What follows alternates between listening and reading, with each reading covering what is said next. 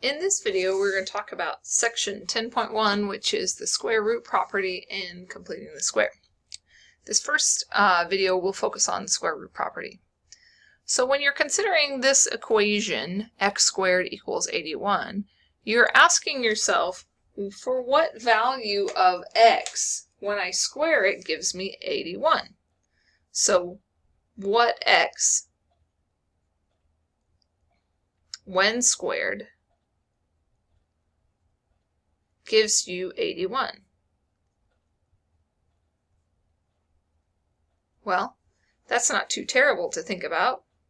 You probably already came up with the answer. It's x equals 9 and x equals negative 9, right? Because 9 squared is 81 and negative 9 squared is 81. And so essentially what this gives us is the square root property. And what it says is if you have a situation where x squared equals c, then x equals the square root of c, or x equals the negative square root of c. And we can write this in this double sign notation where we say x equals plus or minus the square root of c. I guess this is an and, this is an or. And so I could say x equals plus or minus 9 here. I guess it can't be both at the same time. Now, this works fine as long as you isolate your x squared before you take the square root of both sides. Okay? So, x squared equals 121. I'm going to take my plus or minus square root of both sides. And so what I get is x equals, well, the square root of 121 is 11, so I could say x equals plus or minus 11 here. Remember, that's two different answers. Similarly, on this next one, before I can even take the square root, I need to isolate my x squared, so I'm going to divide by 2.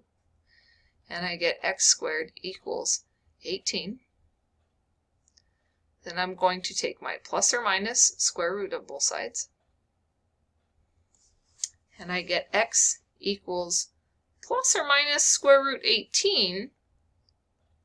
But I can rewrite that, because you know 18 is the same as square root of 9 times the square root of 2. So x is really equal to plus or minus 3 times the square root of 2. Because the square root of 9 is 3, and then the square root of 2 just stays the same. Similarly here, I need to get that x squared by itself before I can get started. So 6x squared equals 48. I get x squared equals 8. Now I'm going to take the plus or minus square root of both sides. So x equals plus or minus the square root of 8, which is really the square root of 4, times the square root of 2. So x really equals plus or minus 2 times the square root of 2. Now you can also do this with when you have a squared quantity, or something in parentheses is squared, but you have to simplify this squared quantity first. So here I have the quantity x minus 2 squared, and that equals 25. So I can take the plus or minus square root of both sides, and what I get is x minus 2 equals plus or minus 5.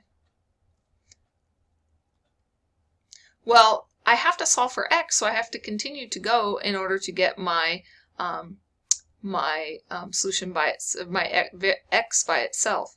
But I really have two different scenarios here. I have x minus 2 equals a positive 5, and my second one is x minus 2 equals a negative 5.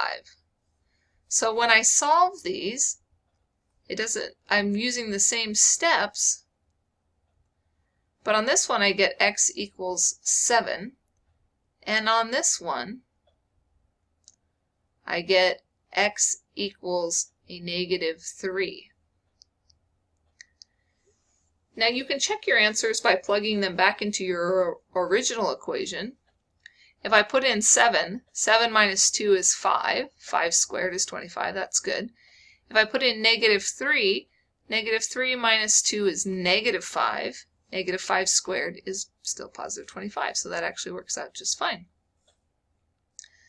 Similarly on this, before I can even take the square root, I have to isolate this quantity. And no, I cannot distribute that 3 inside my parentheses because that square stops it. Okay, this square doesn't allow for that. So now I'm going to divide by 3 on both sides. So I have x plus 3, the quantity squared, and that equals 20. Now I can take the plus or minus square root of both sides.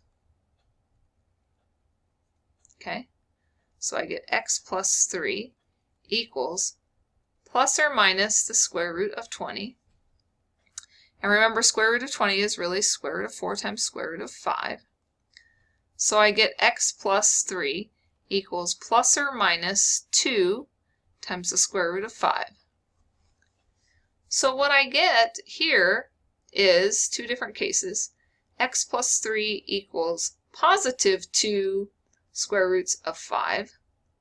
And I also get x plus 3 equals negative 2 square root 5. I'm going to subtract 3 from both sides. And I'm going to write this as x equals a -3 plus 2 square root 5. Similarly here, I get a -3 minus 2 square root 5. Well, the book will show you that you can actually pull both of these guys back together, and you can write it as x equals -3 plus or minus 2 square root 5. Because this is -3 plus 2 square root 5, this becomes -3 minus 2 square root 5. Now I can't combine that any farther because the -3 and the 2 square root 5, those are not like terms. I cannot put those together into one, so I have to leave my answer in this way. Okay, so that's the square root property. We'll pick up more with completing the square in the next one. Keep up the good work. We'll see you in the next video.